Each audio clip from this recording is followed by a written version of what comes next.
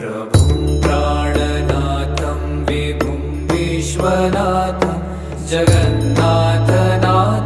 सदानन्दभाजं भवद्भव्यभूतेश्वरं भूतनाथं शिवं शङ्करं शम्भुमीशानमीडे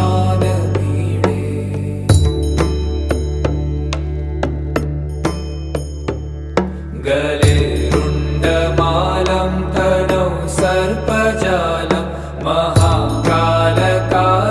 गणेशादिपालं जटाजूटगङ्गोत्तरङ्गैर्विशालं शिवं शङ्करं शम्भुमीशानमीडे